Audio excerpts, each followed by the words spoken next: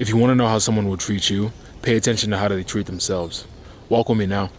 You have to bear with me because my lens is fogging because of the humidity, I guess. So that's what we're dealing with right now.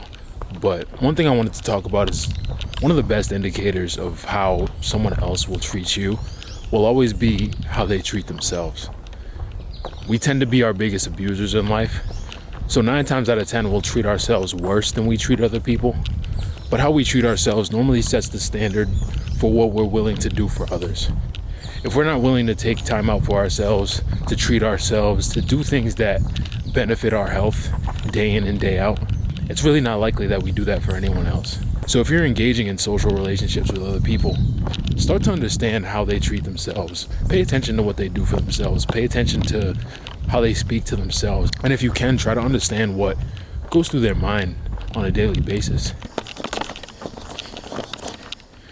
I told you this thing's gonna keep fogging up. I wish I had like an anti-fog thing. One thing that people may start to disagree with my point on is saying that they know plenty of people pleasers.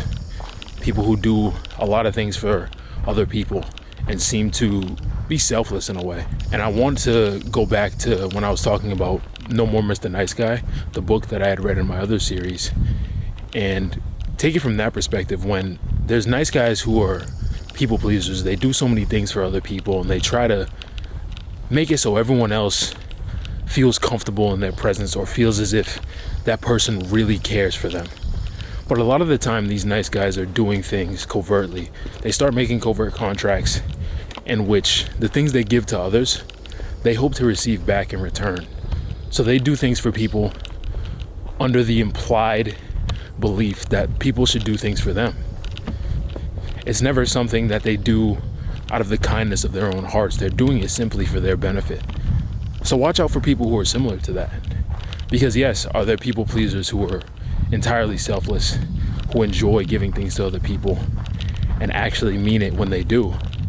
Of course.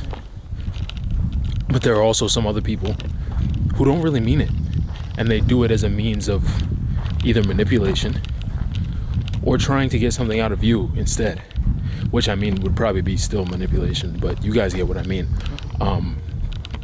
So all in all, the biggest message that I want to get across in the video today is that you really need to be wary of how people treat themselves. If you can understand how people care for themselves, you can further understand how they'll care for other people. If people care less about themselves, it's almost more likely that they'll care less about other people as well. But if you can find people who care a lot about themselves and do a lot of things for the better of their health,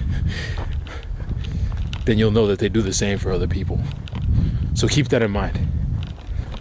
There's bugs flying all around me right now, but thank you for walking with me.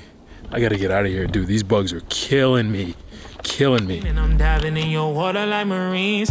Here I am again, thinking about you lately. All the thoughts in my head drive me crazy. I'm not even your man, and you are not my baby. I only get so jealous when you make me. And you out with your friends, probably finding someone to replace me. While I'm sitting praying for your safety, ain't thinking about the chance you laid up chilling with another.